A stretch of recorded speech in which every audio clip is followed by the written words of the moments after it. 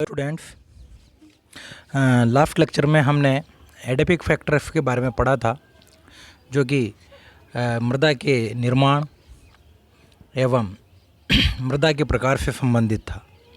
आज का हमारा जो लेक्चर है वो मृदा के रासायनिक संगठन यानी मृदा का गठन, एरेशन वातन, मृदा जल एवं ह्यूमस निर्माण से संबंधित है। तो शुरू करते हैं। ये लास्ट हमने देखा था होरिजन के बाद हम यहाँ पर आपका ध्यान में ले जाना चाहूँगा कंपोजिशन ऑफ सॉइल पर। तो मृदा के जो भौतिक एवं रासायनिक एवं जैविक गुण हैं, जैविक गुण इन द सेंस बायोटा, जो मृदा की बायोलॉजी कहलाती है। तो मृदा के गठन से संबंधित हम यहाँ पर उनके जैविक एवं अजैविक कारकों का अध्ययन करेंगे। मृदा के निर्माण की अगर बात की जाए तो मृदा का जो कंपोजिशन है उसमें approx 45% minerals, 5% biota in the sense जो जीव पाए जाते हैं, जो एनिमल्स पाए जाते हैं, चाहे वो निमेटोड्स हों, चाहे वो अर्थवॉर्म्स हों, चाहे वो डिफरेंट फंगस और बैक्टीरियल फ्यूना हो। Next soil water 25%, air approx 25%।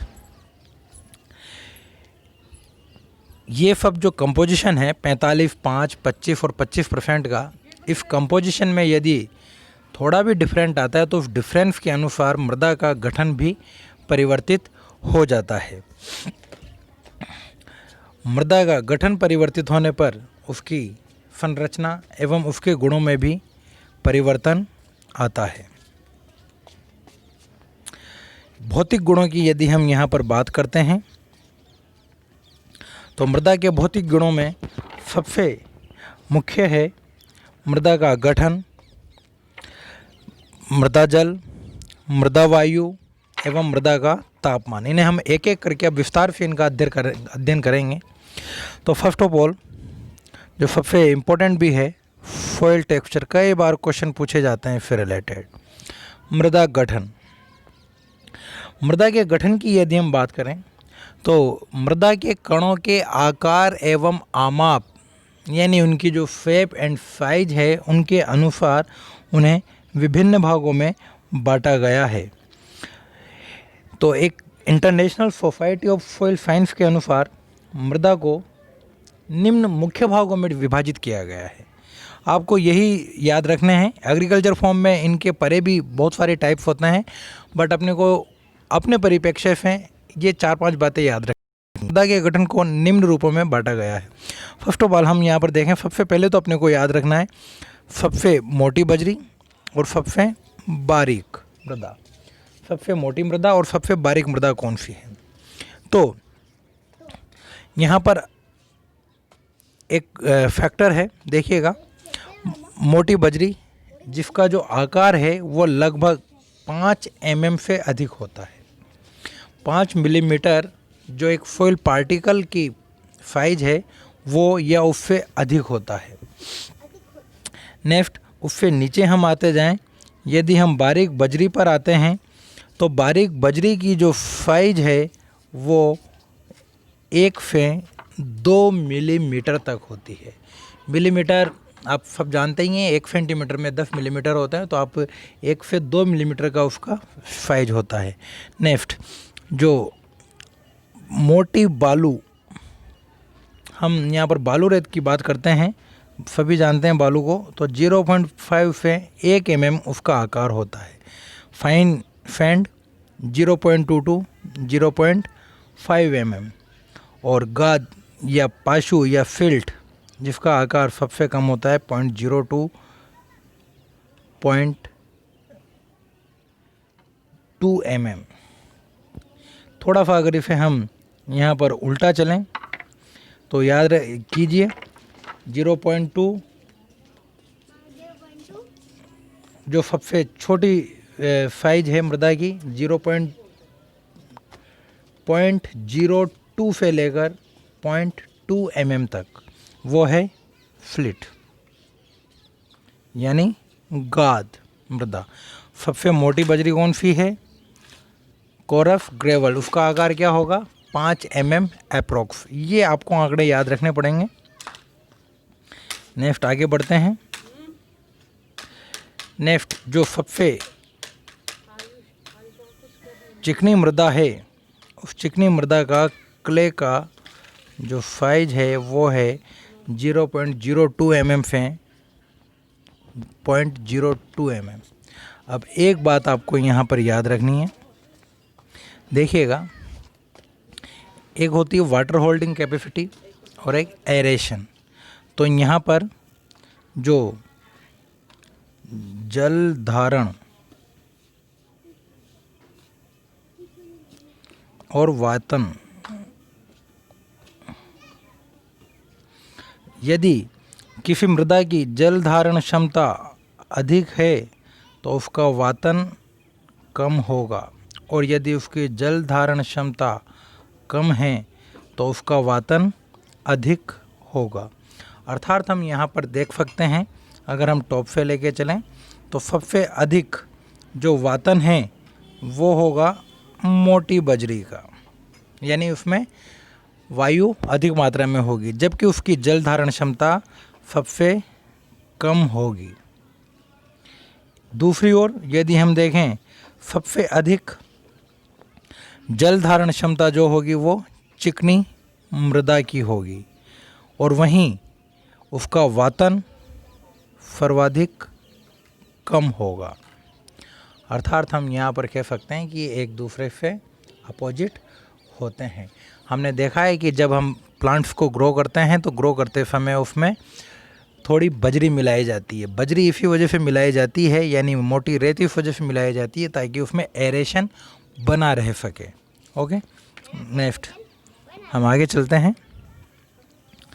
दोमट मृदा, लोम सॉइल। लोम सॉइल आपको याद रखना है, प्लांट्स के लिए सबसे उपयुक्त जो मृदा होती है वो लोम सॉइल होती है, और मैक्सिमम प्लांट ग्रोथ जो है इस लोम सॉइल में ही देखी जाती है, क्योंकि इसकी जल धारण क्षमता बालू से अधिक होती है और इसमें एरेशन भी पाया जाता है। ओके, नेक्स्ट हम यहाँ पर आ जाते हैं। बालू के कणों की उपस्थिति के अनुसार मृदा को भी वापस 2 भागों में बांटा गया है, 3 भागों में बांटा गया है। सॉरी, बालुई मृदा, दोमट बालू और दोमट मृदा। इनमें इनका परसेंटेज देखिएगा, मैंने अभी आपको शुरू में ही बताया था कि अगर इनमें इनका जो सॉइल के जो पार्टिकल्स हैं, जो 4 भाग बताए थे, उनमें अगर उनका जरा भी कंपोजिशन चेंज होता है तो उस कंपोजिशन के अनुसार मृदा का भाई स्वरूप बदल जाता है। अगर हम यहाँ पर बालुई मृदा की बात करें तो यहाँ पर लगभग 85% बालू एवं 15% क्ले यानी चिकनी मृदा होती है, जिसके सबसे छोटे पार्टिकल्स होते हैं। अगर दोमट बालू की बात की जाए तो यहाँ पर 70% बालू और लगभग 30% चिकनी मृदा या क्ले होती है। जबकि दोमट मृदा की यदि हम बात करते हैं तो दोमट मृदा में 50% यानी 40 से 50% सैंडी ऑयल और लगभग 50 से 60 या लगभग 50% क्ले का होता है। यही कारण है कि इसकी जल धारण क्षमता एवं वातन क्षमता सर्वाधिक होती है, जिसके परिणाम स्वरूप पादपों की जो सर्वाधिक वृद्धि जो देखी जाती है वो इस दोमट मृदा में ही देखी जाती है। तो आपको ये ध्यान रखना है कि सर्वाधिक उपयुक्त मृदा कौन सी है? दोमट मृदा। Because of that it has approx 50% of sandy soil and approx 50% of clay soil, and due to that it is more fertile than other soils. Okay, next one. अब हम बात करते हैं चिकनी बालू मृदा की। यहाँ पर 80 से 90% क्ले और 10 से 15% 80 से 90% क्ले और 10 से 15% यहाँ पर ग्रेवल सॉइल होती है। नेक्स्ट हम यहाँ पर लेते हैं दोमट मृदा सबसे उपजाऊ पादप वृद्धि हेतु आवश्यक। अगर हम इसका पीएच देखें तो इसकी पीएच लेवल 5.6 से 6.7 होती है। This pH is appropriate and well defined for plant growth, यानी पादपों के लिए सबसे उपयुक्त पीएच जो माना जाता है वो कम अम्लीय मृदा मानी जाती है, और उस कम अम्लीय में 5.6 से 6.7 वाला जो आंकड़ा है वो सर्वाधिक उपयुक्त माना जाता है। नेक्स्ट अब हम यहाँ पर लेते हैं मृदा की जो दूसरी प्रॉपर्टी है, फिजिकल प्रॉपर्टी, वो है मृदा की जल धारण क्षमता। अभी थोड़ी देर पहले मैंने आपको बताया था कि यदि किसी मृदा की जल धारण क्षमता अधिक है तो उसका वातन कम होगा। अभी आपको ऊपर टॉप पे ही मैंने उदाहरण देके बताया, बजरी, यानी उसके फॉइल पार्टिकल, फॉइल टेक्सचर, उसका पार्टिकल का साइज बड़ा है तो उसका वातन सर्वाधिक होगा, जबकि उसमें जल धारण क्षमता कम होगी। आप प्रैक्टिकल करके देखिएगा, अगर रेत में अगर आप पानी डालते हैं तो निथर जाता है, जबकि क्ले चिकनी मृदा में अगर आप डालते हो तो पानी जो है एब्जॉर्ब करने की क्षमता, अवशोषित करने की क्षमता उसकी सर्वाधिक होती है। ओके, तो यहाँ पर हम देखते हैं मृदा की जल धारण क्षमता के अनुसार हम अगर मृदा को देखें तो मृदा में कुछ स्पेसिफिक टाइप्स ऑफ वाटर पाया जाता है। इसके अध्ययन जो है आप फिजियोलॉजी में भी करेंगे, प्लांट फिजियोलॉजी में भी, जहाँ पर आप 3 तरह के वर्ड्स पढ़ेंगे, ईकार्ड, होलार्ड, चेफार्ड। चेफार्ड के लिए मैंने आपको बताया था कैपिलरी वाटर। चेफार्ड चेफार्ड सी फॉर कैपिलरी, तो वो जल जो कि पादप वृद्धि के लिए सर्वाधिक उपयुक्त हो और पादप की पहुँच में हो, वो आपका कहलाता है कैपिलरी वाटर। तो मृदा में यदि हम बात करें किस किस प्रकार का जल होता है, तो यहाँ पर एक एक करके देखते हैं। कैपिलरी वाटर, जिसके बारे में आपको बता चुका हूँ। मृदा में विभिन्न रसायन होते हैं, उनमें उपस्थित वाटर केमिकल वाटर कहलाता है। मृदा की गुरुत्वाकर्षण के पश्चात जो जल धारण करता है वो उसकी वाटर होल्डिंग कैपेसिटी कहलाती है। नेक्स्ट होलार्ड, पृथ्वी पर उपस्थित संपूर्ण जल। ईकार्ड, पृथ्वी पर उपस्थित संपूर्ण जल में से यदि चेफार्ड को माइनस कर दिया जाए तो ईकार्ड बनता है। और फाइनली चेफार्ड, वो जल जो पादपों के लिए उपयुक्त होता है वो चेफार्ड या कैपिलरी वाटर कहलाता है। It is totally depend on water legend conditions. Third one, it is of air in foil. दोनों एक दूसरे से मिलते हैं। मैंने अभी आपको बताया यदि जल धारण क्षमता अधिक होगी तो उसमें एरेशन कम होगा, और जिस मृदा की एरेशन अधिक होती है उसकी जल धारण क्षमता सर्वाधिक होती है। लाइक क्ले फॉइल, अगर हम क्ले की बात करें तो क्ले में सबसे पतले पार्टिकल्स, फॉइल पार्टिकल्स पाए जाते हैं, जिसके अनुसार उसकी जल धारण क्षमता सर्वाधिक, जबकि उसमें वातन कम होता है। यहाँ पर एयर की जो उपस्थिति है फॉइल में, वो वहाँ पर ग्रो होने वाले क्रिएचर्स या हम कहें मृदा के जो जीव हैं उनकी वृद्धि पर भी निर्भर करती है। अगर एयर अधिक होगी तो वहाँ पर जीवों का अस्तित्व होगा, अगर एरेशन नहीं होगा तो वहाँ पर जीव सर्वाइव नहीं कर पाते हैं। और एक बात आपको यहाँ पर ध्यान देनी होगी कि यदि जल काफ़ी अधिक लंबे समय तक यदि उपस्थित रहता है मृदा में तो प्लांट्स में जो है विल्टिंग देखने को मिलती है, जिसे हम वाटर लॉगिंग कंडीशन कहते हैं, due to lack of air. यदि आप फ्लडेड एरिया में देखेंगे जहाँ पर बाढ़ आ जाती है या बाढ़ आ जाती है, उन क्षेत्रों में देखेंगे कुछ दिनों तक यदि पादप उस बाढ़ वाले एरिया में डूबे रहते हैं तो कुछ दिनों बाद वो सूख जाते हैं। इसे हम यहाँ पर जो है फिजियोलॉजिकल जेरिज्म के रूप में जानते हैं। नेक्स्ट हम देखते हैं, हम यहाँ पर देखें मृदा में स्थित वायु रंध्र अवकाशों में होते हैं। अगर आप देखेंगे मृदा के कणों का आकार यदि अधिक होगा तो उनमें वायु कम होगी, जबकि मैंने आपको बताया मृदा के कणों का आकार यदि कम होगा तो वायु भी कम होगी। मृदा के कणों का आकार अधिक बड़े हैं तो वायु भी उसमें अधिक होगी, यानी मोटी बजरी, और मृदा का कणों का आकार छोटा होगा तो उसमें वायु भी कम होगी, यानी कि हम यहाँ पर कहें क्ले फॉइल, क्ले। ओके, गहराई बढ़ने पर CO2 की मात्रा बढ़ती जाती है जबकि O2 की मात्रा कम होती जाती है। नेक्स्ट टॉपिक हम ले रहे हैं यहाँ पर चौथा जो प्रॉपर्टी है मृदा का तापमान। मृदा के तापमान की यदि हम बात करें तो जैसे जैसे हम गहराई पे जाते जाते हैं तो मृदा का तापमान बढ़ता जाता है और मृदा का तापमान बढ़ने पर जैविक एवं रासायनिक दोनों प्रकार की क्रियाएं प्रभावित होती हैं, जिससे ह्यूमस का निर्माण, नाइट्रोजन स्थिरीकरण, जल अवशोषण एवं बीज अंकुरण आदि क्रियाएं प्रभावित होती है। अर्थात हम कहें कि टेम्परेचर के अकॉर्डिंग, हमने लास्ट में भी डिस्कस किया था कि टेम्परेचर जो है एंजाइमेटिक मैकेनिज्म को रेस्पॉन्स करता है और यदि टेम्परेचर में गिरावट या अधिकता होती है तो every and each type of mechanism is affected by this temperature. तो अनुकूल तापमान मैंने आपको बताया था कि पादपों के लिए या जीवों के लिए जो होता है वो 20 से 35 डिग्री सेंटीग्रेड तक होता है। इससे अधिक या कम तापमान पर एंजाइमेटिक मैकेनिज्म कम हो जाते हैं और कम तापमान पर जल अवशोषण कम हो जाता है क्योंकि हिमांक बिंदु बढ़ जाता है और उससे जैविक क्रियाएं भी बंद हो जाती हैं। लास्ट है आपका रासायनिक कारक या गुण। मृदा की रासायनिक प्रकृति, अम्लीयता, क्षारीयता विभिन्न खनिज लवणों की मात्रा पर निर्भर करती है। विभिन्न खनिज लवणों की मात्रा के आधार पर ही हम उसे अम्लीय या क्षारीय मृदा कहते हैं।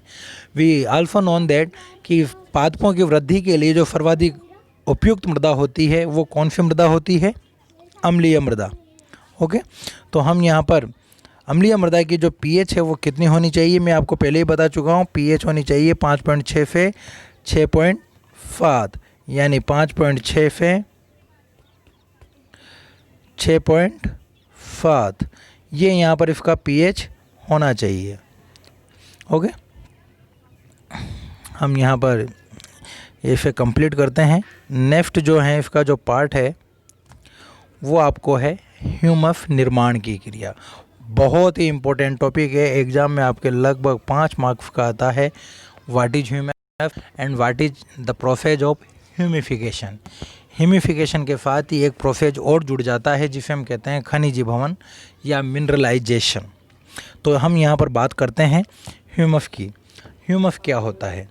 हमने जब सॉइल प्रोफाइल जब पढ़ा था तो सॉइल प्रोफाइल के दौरान ही हमने यहाँ पर मैंने आपको एक वर्ड बताया था कि जो टॉप सॉइल होती है उस टॉप सॉइल पर जो मृत पादपों के अंश या जीवों के अंश होते हैं वो इकट्ठे हुए रहते हैं। उसे हम यहाँ पर रेजिड्यूल या लिटर के रूप में जाना था। जब इस लिटर का आंशिक अपघटन होता है तो वो कन्वर्ट हो जाता है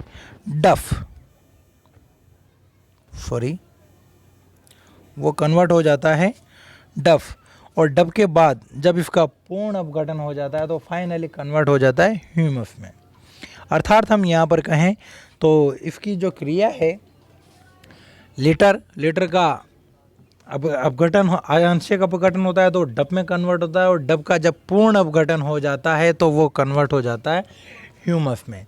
अर्थात हम कहें कि ह्यूमस जो है वो जीवों के अपघटन के फलस्वरूप उनका ऑर्गेनिक, ओके, यानी जीवों के अपघटन से ऑर्गेनिक फॉर्म में कन्वर्ट होना क्या कहलाता है?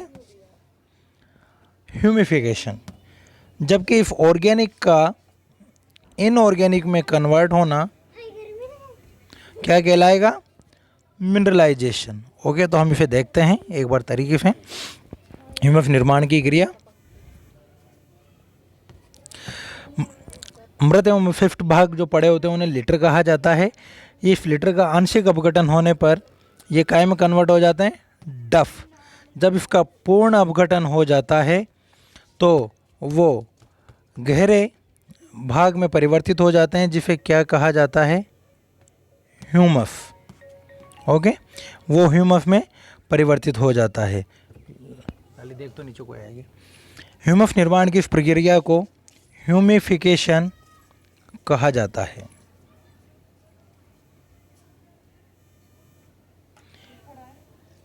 नवीन ह्यूमस निर्माण की प्रक्रिया तापमान, वातन, सूक्ष्म जीव की क्रिया मृदा में खनिज पदार्थों की मात्रा पर निर्भर करती है। अगर हम यहाँ पर देखें तो ह्यूमिफिकेशन के दौरान ह्यूमस दो रूपों में पाया जाता है, जिसे हम मोर ह्यूमस और मल ह्यूमस कहते हैं। मोर ह्यूमस और मल ह्यूमस। अब मोर ह्यूमस और मल ह्यूमस क्या होता है, इसमें हम अगर कंपैरिजन देखें तो ये कंपैरिजन बहुत ही आसान है। मोर ह्यूमस का पीएच अप्रोक्स 3.4 से 4 के मध्य होता है। इसमें सूक्ष्म जीवों की संख्या कम पाई जाती है एवं ये रंध्रहीन एवं भूरे रंग का सघन संरचना होती है।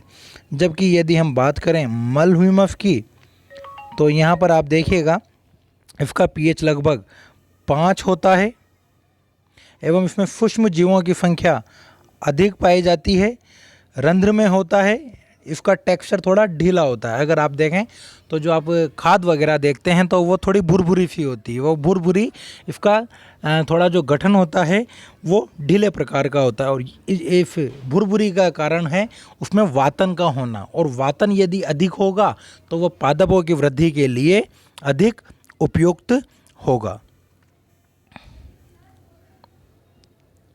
यहाँ पर देखिएगा आप, मोर और मल ह्यूमस विभिन्न क्रियाओं के द्वारा फलस्वरूप खनिज लवणों में परिवर्तित हो जाते हैं। यहाँ पर एक मैंने लीनियर डायग्राम बनाया हुआ है, इसे आप समझने का प्रयास कीजिए। लीटर का जब आंशिक अपघटन हुआ तो वो डब में परिवर्तित हुआ। डब के ह्यूमिफिकेशन के कारण ये दो भागों में कन्वर्ट हुआ, जिसे मोर ह्यूमस और मल ह्यूमस कहा जाता है। इस मल ह्यूमस के एक प्रोसेस मिनरलाइजेशन के कारण ये ऑर्गेनिक कंपाउंड में कन्वर्ट हुआ, जिसे हम खनिजी भवन की क्रिया भी कहते हैं। और जब ये विभिन्न खनिजों के रूप में परिवर्तित हो जाते हैं तो हमें पता है कि पादपों द्वारा इन सभी इनऑर्गेनिक कंपाउंड्स का आसानी से अवशोषण कर लिया जाता है और ये पादपों की वृद्धि में सहायक होते हैं। फाइनली मैं यहाँ पर ले रहा हूँ आपका इम्पोर्टेंस ऑफ ह्यूमस। यदि हम ह्यूमस की बात करें तो ह्यूमस की क्योंकि कोलाइडी प्रकृति होती है तो इनकी जल धारण क्षमता अधिक होती है और हम इनमें वातन भी अधिक होता है, जो कि पादपों की वृद्धि के लिए बहुत उपयुक्त होता है। यदि हम यहाँ पर देखें, क्योंकि ह्यूमस जो है ह्यूमिफिकेशन की क्रिया के द्वारा फाइनली मिनरलाइजेशन के फलस्वरूप ऑर्गेनिक से इनऑर्गेनिक कंपाउंड में परिवर्तित हो जाता है, तो ये अकार्बनिक कारक पादपों की वृद्धि के लिए उर्वरक के रूप में सहायक होते हैं। ह्यूमस में माइक्रोब्स की संख्या सर्वाधिक होती है। ये माइक्रोब्स पादपों को उर्वरकों के रूप में कार्य करते हैं। और ह्यूमस जो है एसिडिफाई होता है, यानी कि हल्का अम्लीय होता है, जो कि मृदा की क्षारकता को कम करने में सहायक होता है। इस प्रकार से ये इसके कैरेक्टर्स हैं। यदि हम यहाँ पर देखें तो इसमें ह्यूमस के विभिन्न फ़ायदे बताए गए हैं। अगर हम देखें यहाँ पर, इट इम्प्रूव प्लांट ग्रोथ, नीचे improve plant growth, has high water holding capacity, good at storing nutrients, यानी न्यूट्रिएंट्स को ये स्टोर करने का काम करते हैं। यूजफुल फॉर माइक्रो ऑर्गेनिज्म, जो कि मैंने अभी आपको बताया। ब्लैक कलर एब्जॉर्ब हीट, इनका थोड़ा हल्का भूरा या ब्लैक कलर होता है जो कि हीट को एब्जॉर्ब करता है, तापमान को मेंटेन करने का काम करता है, एवं ये मृदा की सॉइल स्ट्रक्चर को बनाते हैं। Okay, thank you. होपफुली आपको यह यूनिट समझ में आई होगी। इसके बाद हम नेक्स्ट यूनिट लेंगे जो आपके लिए बहुत उपयोगी होगी। Stay connected. Okay, thank you very much.